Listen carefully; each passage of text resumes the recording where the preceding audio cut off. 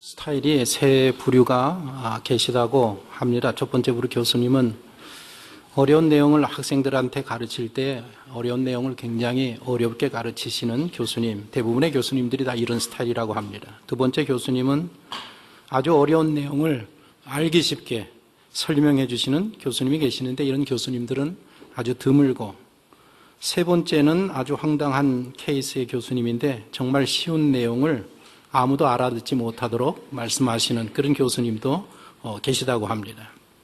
설교를 제가 준비할 때마다 혹시 내가 이 세 번째 부류는 아닌가 이렇게 걱정을 많이 합니다.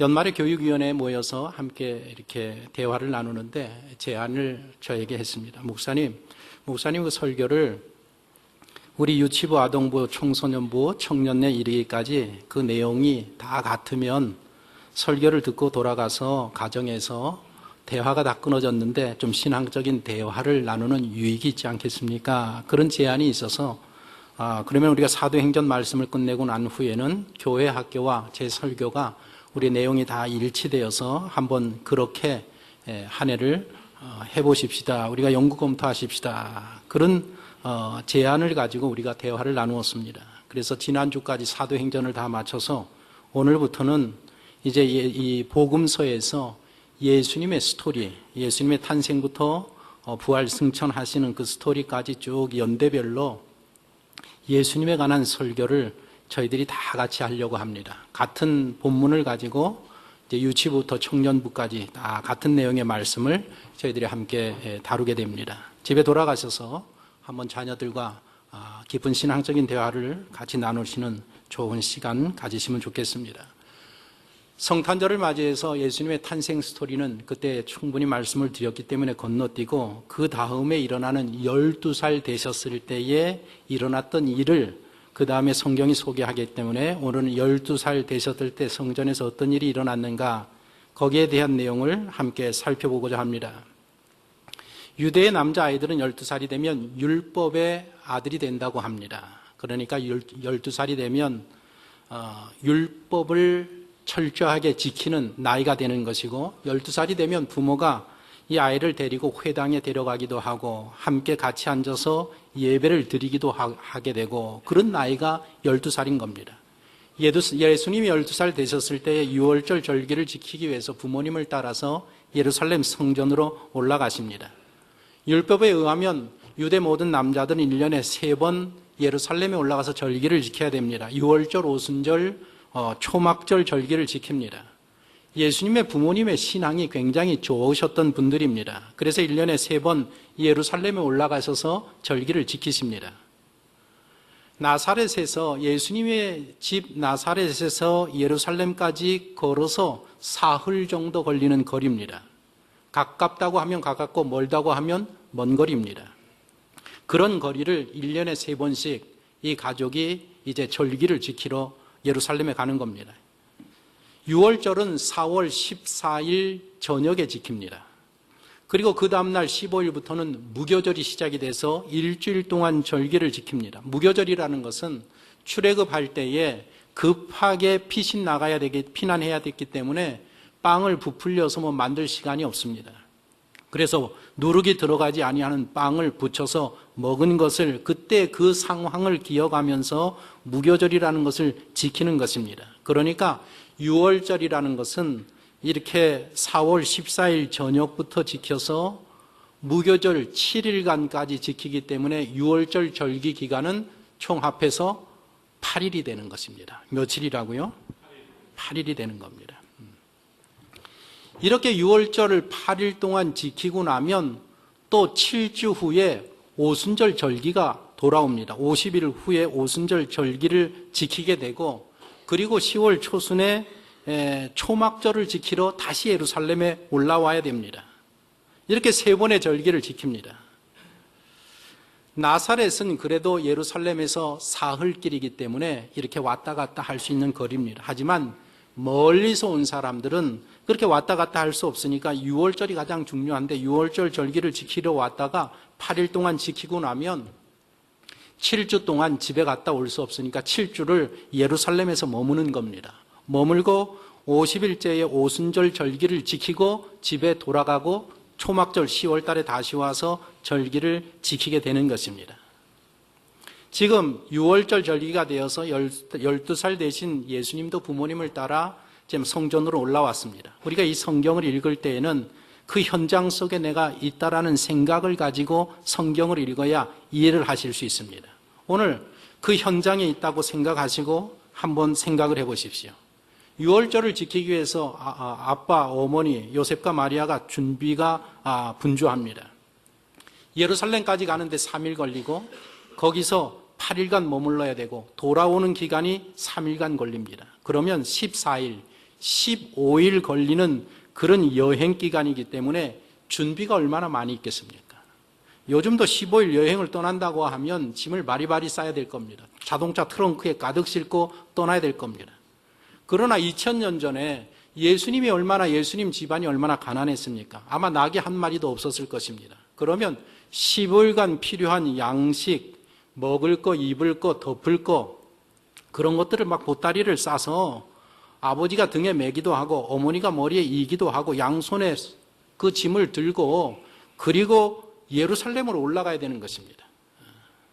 지금 그렇게 짐을 싸들고 예루살렘으로 출발하기 위해서 집을 떠나서 밖으로 나왔습니다. 이미 동네 많은 사람들이, 모든 유대인들이 절기를 다 지켜야 되기 때문에 그 나사렛 동네 많은 사람들이 그렇게 짐을 바리바리 들고 지금 이제 예루살렘으로 막 올라가고 있는 것입니다. 옆집도 보이고 가까운 친척도 보이고, 그래서 가다가 자연스럽게 가까운 사람들하고 대화를 나누면서 사흘길을 걸어갑니다. 아이들은 어떻겠습니까? 오래간만에 자기 친구들을 만나서 저만치 앞에서 막 달려가면서 뛰어서 놀기도 하면서, 애들은 또 애들끼리 몰려서 예루살렘으로 올라갑니다. 그렇게 사흘 동안 걸어서 예루살렘에 도착하면 가장 먼저 성전에 올라가서 희생 제물을 드리고 절기를 지키기 시작해서 8일 동안 절기를 지키는 것입니다. 8일 동안 절기가 끝나면 다시 짐을 다 싸서 또 그렇게 고향 집으로 돌아옵니다. 나사렛에서 온 사람은 나사렛에서 온 사람들끼리 모여서 가고, 갈릴리 사람들은 갈릴리 사람들끼리 모여서 가고, 저기 남쪽 유대에서 올라온 사람 또 유대 사람들끼리 몰려서 또 내려가는 겁니다. 상상을 해보십시오. 그 시대에 모든 유대 사람이 천지 사방에서 다 예루살렘으로 몰려드는 겁니다. 그리고 끝나면 또 다 자기 집으로 다 돌아가는 겁니다. 그 행렬을 한번 생각을 해보십시오. 어마어마한 행렬입니다. 그렇게 돌아가고 있기 때문에, 절기를 지키고 그렇게 돌아가기 때문에 요셉과 마리아가 예수가 눈에 보이지 않아도 걱정하지 않는 겁니다. 자기 친구들하고 다 뛰놀면서 잘 따라오겠지, 친구들하고 잘 오겠지 하고 걱정도 안 하고 그냥 올라가는 겁니다. 하루길이 되어서 저녁이 되어서 이제 들에서 자야 되니까 저녁 식사도 해야 되고 또 텐트도 치고 거기서 자야 되지 않겠습니까? 아들 예수를 찾는데 예수가 보이지를 않습니다. 그래서 친구들을 만나도 보지 못했다고 하고, 친척들을 찾아가고 이웃을 찾아가도 예수를 본 사람이 없습니다. 아들을 잊어버렸습니다. 그래서 그날 밤 늦었으니까 자고 이튿날 아침 일찍 일어나서 동네 사람들은 나사렛으로 돌아가는데, 요셉과 마리아는 예수를 찾아서 다시 예루살렘으로 되돌아갑니다. 연신 마주 올라오는 사람들 사이에 끼어 있는가 우리가 살펴보면서 내려갑니다. 그리고 늦게 출발한 동네 사람들을 만나면 혹시 예수 보지 못했습니까? 물어보면서 지금 예루살렘으로 돌아갑니다. 그렇게 해서 하룻길 올라왔고 다시 하룻길 내려가서 그 다음날 저녁 늦게 예루살렘에 도착해서 그날 밤 거기서 묵습니다. 그 다음날 아침 일찍 일어나서 예수를 찾아 나섭니다. 여기저기 찾다 헤매다가 성전에 가보니까 성전에 앉아 있는 겁니다.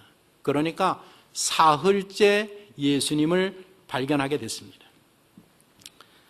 생각해 보십시오. 지난 사흘 동안 이 부모의 마음이 얼마나 애가 탔겠습니까? 예?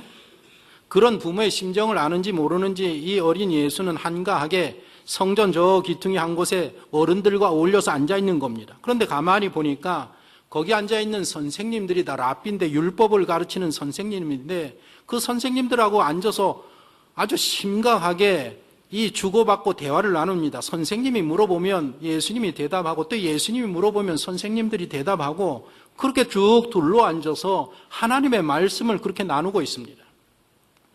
이게 유대인들이 교육하는 교육 방법입니다. 유대인들의 우수성은 너무나도 잘 알려 있습니다. 노벨상을 타는 비중이 세계에서 유대인의 비율이 22%가 넘는다고 합니다. 그래서 교육계에서는 도대체 유대인들은 어떻게 이렇게 참 훌륭하고 똑똑한가, 그래서 그 교육 방법에 대한 연구가 많이 있습니다. 유대인의 학습법 중에서 가장 관심을 받는 것이 하브르타 학습법이라는 학습법이 있습니다. 이 하브르타 학습법이라는 것은, 하브르타라는 친구 관계, 동료 관계라는 뜻인데, 두 사람이 짝을 지어서 탈무드 읽고 하나님의 말씀을 읽고 서로 토론을 합니다. 내 생각을 이야기하고 저쪽 생각을 이야기하고 허점이 발견하면 그 허점을 비평하기도 하고 하는 그런 학습 태도입니다. 우리나라 EBS에서 이 하브르타 학습법에 대해서 한번 취재한 적이 있습니다. 예루살렘에 가서 도서관에서 대학생들이 하는 그 유대인들이 하는 공부법에 대해서 우리들에게 소개한 적이 있습니다. 두 사람이 짝을 지어서 책상을 맞이하고 탈무드를 연구하게 됩니다. 읽어가다가 모르는 부분이 있으면 질문하기도 하고 대답하기도 하고 비평하기도 하고 자기의 주장을 내세우기도 하고, 그렇게 해서 이 공부하는 방법입니다. 유대인들의 아버지는 자녀들이 어릴 때부터 이런 논쟁법을 자녀들에게 훈련시킨다는 겁니다. 토론식으로 교육을 시키면 자녀의 머리가 어릴 때부터 비평적으로, 분석적으로, 조직적으로, 통합적으로 생각할 수 있는 그런 훈련을 시키는 것입니다. 가정에서 절기를 맞이하면 이렇게 가정에서 절기를 지킬 때에 자녀들에게 질문하게 하고 대답을 통해서 교육을 시킵니다. 왜 이 절기를 지킵니까? 이 절기의 의미는 무엇입니까? 어떤 방법으로 지켜야 합니까? 왜 우리가 유월절을 지켜야 됩니까? 왜 누룩이 들어가지 아니하는 빵을 먹어야 합니까? 왜 마당에 텐트를 치고 일주일 동안 우리가 여기서 자야 됩니까? 왜 첫 것은 꼭 하나님 앞에 드려야 합니까? 이렇게 의식을 드릴 때마다 아이들이 질문하게 하고 대답하면서 신앙교육이 자연적으로 이루어지는 것입니다. 이런 전통에서부터 생겨난 학습법이 하브르타 학습법입니다. 지금 예수님께서 성전에 앉아서 랍비들과 함께 그렇게 질문하고 대답하면서 율법에 대해서 논하고 계십니다. 12살밖에 되지 아니하는 어린아이가 질문하는 그 질문이 굉장히 심오한 질문을 합니다. 또 랍비들이 무엇을 물어보면 이 12살 된 아이가 대답하는데 얼마나 그 대답이 깊이가 있는지 모르는 겁니다. 그래서 모든 사람들이 놀라면서 야, 이 아이는 이 신동이구나, 얘는 천재구나, 지금 그렇게 막 대화가 이루어져 가고 있단 말입니다. 요셉과 마리아가 사흘 만에 찾았는데 그러고 앉아 있으니까 끼어들 수가 없지 않습니까? 대화가 끝나기를 기다렸다가 대화가 다 끝나니까 어머니 마리아가 48절에 보면 이렇게 예수에게 이야기합니다. 48절을 보십시오. 같이 한번 읽어보십시다. 그의 부모가 놀라며 그의 어머니는 이르되 아야 어찌하여 우리에게 이렇게 하였느냐? 보라, 내 아버지와 내가 근심하여 너를 찾았노라. 이 내용을 잘 생각해 보면 마리아의 이 말투가 곱지 않습니다. 그렇지 않습니까? 그런데 예수님이 뭐라고 대답하는가 하면 49절을 보십시오. 읽습니다. 예수께서 이르시되 어찌하여 나를 찾으셨나이까? 내가 내 아버지 집에 있어야 될 줄을 알지 못하셨나이까 하시니, 잃어버린 아들을 사흘 만에 찾은 어머니가 하는 이 말은 너무나도 당연한 일입니다. 어머니가 걱정이 되어서 야, 이거 도대체 이거 어떻게 된 일이냐 이게. 에? 그러면 아들이 뭐라고 대답합니까? 아이고 어머니 죄송합니다.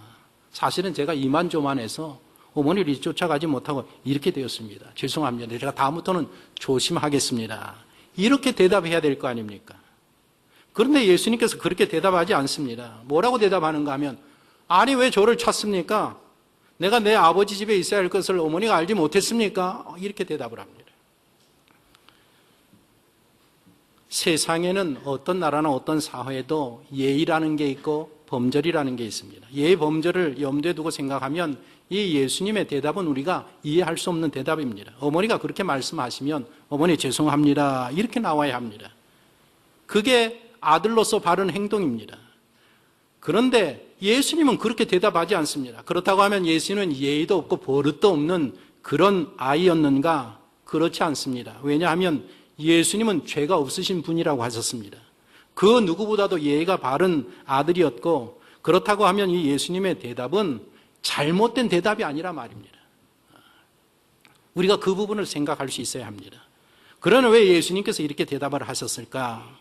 예수님께서는 그 부모와의 관계, 어머니와의 관계에서 당연히 하실 말씀을 지금 하고 계시다라는 것입니다. 예수님은 세상에서 유일하게 죄가 없으신 분입니다. 태어나면서부터 십자가에 달려 돌아가시는 그 시간까지 인간으로서 죄가 없으신 분이십니다. 그러면 어머니 마리아를 향한 이 예수님의 대답도 잘못된 부분이 하나도 없다라는 것입니다. 우리는 여기서 예수님과 부모의 관계가 우리와 우리 부모의 관계와는 다르다라는 것을 알아야 합니다. 예수님과 마리아와의 그 부모와 자녀의 관계와 우리와 우리 부모와의 관계처럼 그런 관계가 아니라 말입니다. 어찌하여 나를 찾으셨나이까? 내가 내 아버지 집에 있어야 될 줄을 알지 못하셨나이까? 이 말씀은 예수님이 지금 당신이 누구신가를 나타내는 그런 말씀입니다. 당신은 하나님의 아들이라는 내용의 말씀입니다. 나는 하나님의 아들이다. 지금 제일 중요한 문제가 예수님이 누구시냐 하는 문제입니다. 예수님이 누구시냐 하는 문제는 우리 모든 사람들에게 있어서 가장 중요하게 생각해야 되는 문제입니다. 우리가 예수님에 대해서 알아야 할 두 가지 중요한 사실이 있는데, 첫 번째는 예수님은 하나님이시라는 것입니다. 따라합시다. 예수님은 하나님이시다. 여러분들 그렇게 믿으십니까? 두 번째로는 예수님은 메시아이시다. 따라합시다. 예수님은 메시아이시다. 예수님은 메시아이지만 이 땅에 오셔서 십자가에 달려 돌아가시기 위해서 오셨습니다. 유대 사람들이 생각하는 것처럼 메시아로 오셔서 이스라엘 나라를 회복하시기 위해서 오신 분이 아니라 우리 모든 죄인을 구원하시기 위해서 이 땅에 오신 분이 예수님이신 것입니다. 모든 사람은 이 두 가지 사실을 알아야 합니다. 예수님은 하나님이시다. 예수님은 메시아, 구세주시다. 그런데 이 사실을 예수님의 친척들이 몰랐습니다. 마가복음 3장에 보면 이런 내용이 있습니다. 예수님께서 집에 들어가시니까 많은 사람들이 몰려와서 예수님이 식사할 시간도 없이 그 사람들에게 하나님의 말씀을 가르친단 말입니다. 식사하지도 않고 그냥 하루 종일 가르치시기만 하니까 사람들이 뭐라고 이야기하는가 하면 귀신이 들렸다, 미쳤다, 저 예수는 미쳤다. 그 소리를 들은 일가 친척들이 예수님은 어떻게 생각했는가 하면 저 예수는 제정신이 아니구나, 저 미쳤구나. 친척들도 그렇게 생각했단 말입니다. 지금 마가복음 3장에 보면 그런 일이 나옵니다. 예수님이 공생의 2년에, 그러니까 32살 되셨을 때에 활동하실 때 친척들이 예수님을 보면서 저 예수님 제정신이 아닌데 좀 미쳤다, 이렇게 생각했습니다. 뿐만 아니라 어머니와 동생들도 마찬가지입니다.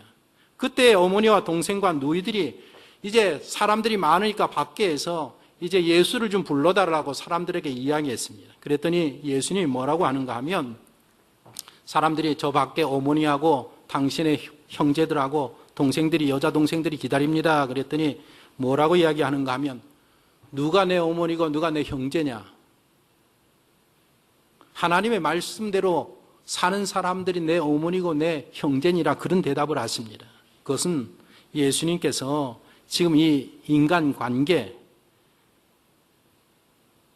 당신의 가족들과 어떤 관계가 있는 것을 깨우쳐 주시는 그런 말씀입니다. 예수님의 가족들도, 예수님의 친척은 말할 것도 없고 예수님의 가족도 예수님이 누구신지, 예수님이 하는 일을 이해하지 못했습니다. 그리고 요한복음 7장에 보면 10월달 초막절이 되어서 예수님의 동생들이 초막절을 지키러 갑니다. 예수님은 성령으로 잉태되어서 출생하셨지만 그 이후에 요셉과 마리아가 결혼해서 인간 육체적인 관계를 통해서 동생들이 생겼습니다. 남자 동생, 여자 동생들이 생겼습니다. 그 남자 동생들, 여자 동생들이 초막절이 되어서 이렇게 예루살렘으로 올라갈 때에 짐을 싸들고 막 올라가려고 하는데 예수님은 초막절을 지키러 갈 생각을 안 하는 겁니다. 그냥 동생들이 뭐라고 비웃는가 하면, 아니 형은 하나님의 나라를 세우겠다고 하고 하나님의 위대한 일을 하겠다고 하시면서 이런 촌구석 갈릴리에 여기 계시면 되겠습니까? 사람 많은 예루살렘에 올라가서 당신을 드러내야지, 형을 드러내야지 시골에 계시면 되겠습니까? 이렇게 이야기하는 게 이 비웃는 말이라 말입니다. 그러니까 예수님의 동생들도 가족들도 예수님을 이해하지 못하고 믿지 못했단 말입니다. 사람들도 예수님의 일가 친척도 예수님의 가족도 예수님에 대해서 알지 못했습니다. 그런데 마리아와 요셉은 예수님에 대해서 알아야 하는 사람들입니다. 알 수 있는 사람들입니다. 왜냐하면 예수님을 마리아가 잉태할 때에 성령으로 잉태한 것을 누구는 아느냐? 마리아는 아는 것입니다. 다른 사람은 몰라도 마리아는 압니다.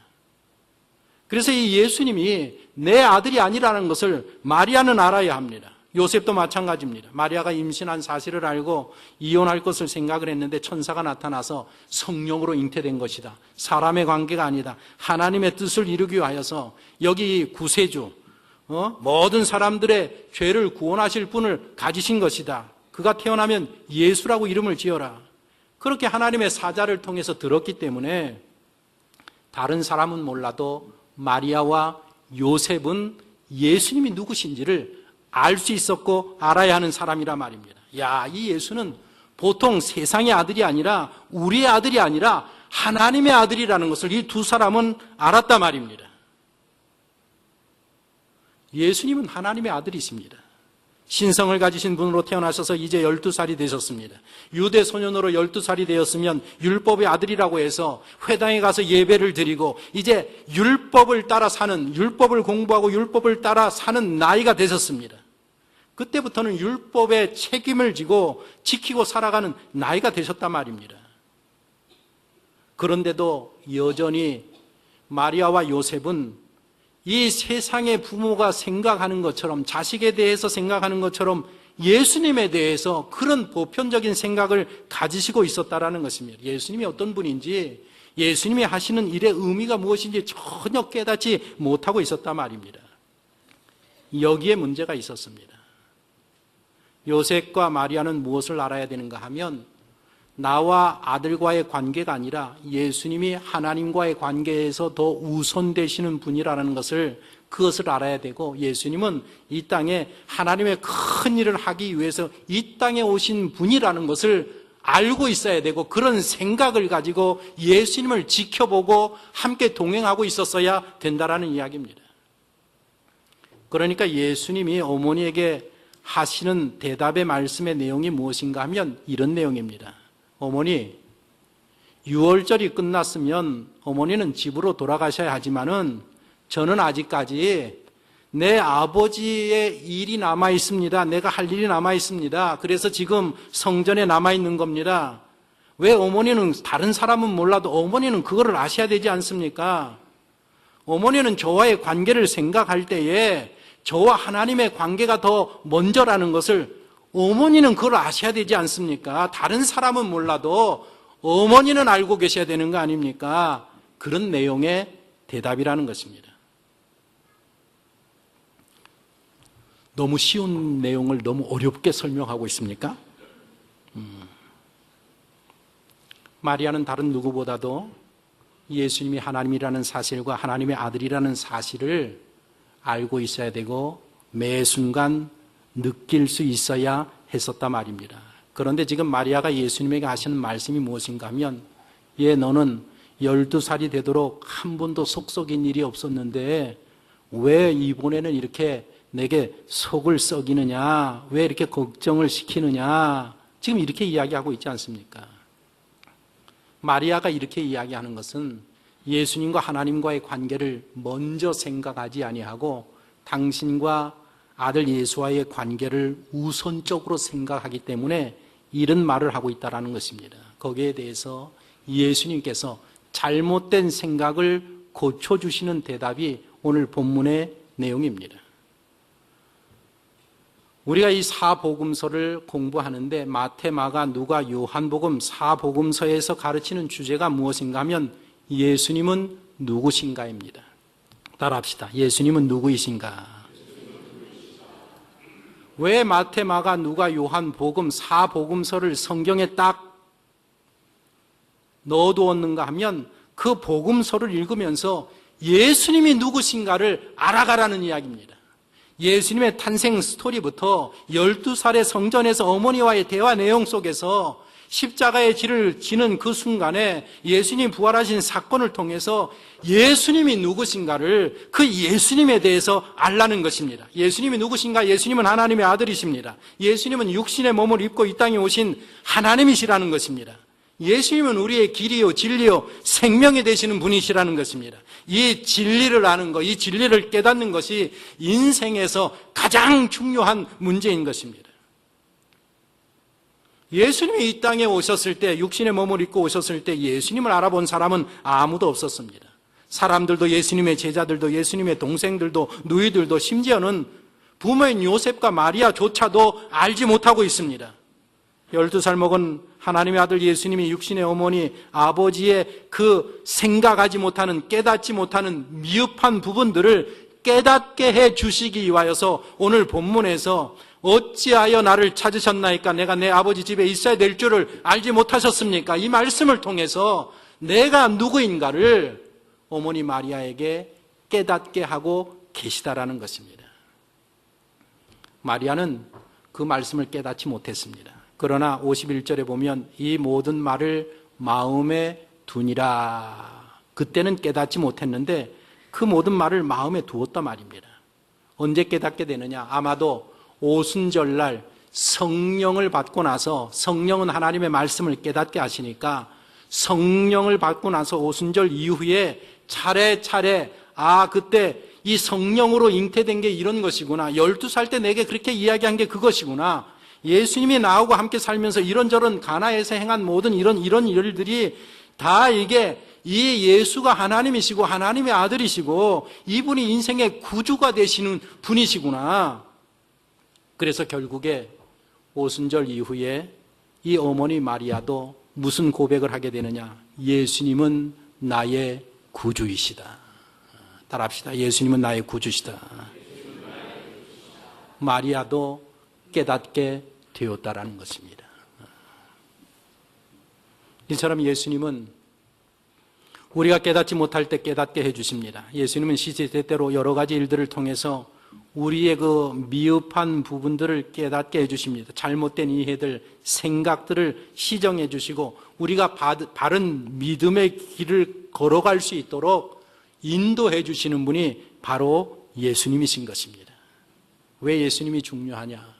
예수님은 하나님이시고 하나님의 아들이시고 우리의 길과 진리와 생명이 되시기 때문에 우리의 인생의 키가 어디에 달려 있느냐? 예수님에게 달려 있습니다. 예수님을 바로 이해하고 바로 믿고 바로 신뢰하면 이 땅에서 능치 못할 일이 없는 것입니다. 그래서 예수님을 아는 것이 중요합니다. 올 한 해, 오늘부터 이제 이 복음서, 예수님이 누구신가? 우리가 이것을 함께 공부해 나가면서 예수님에 대해서 바로 알고 바로 믿고 그 예수 그리스도가 우리에게 허락하시는 놀라운 은혜 가운데서 신앙의 삶을 영위하는 우리 모든 성도가 되시기를 예수님의 이름으로 축원합니다.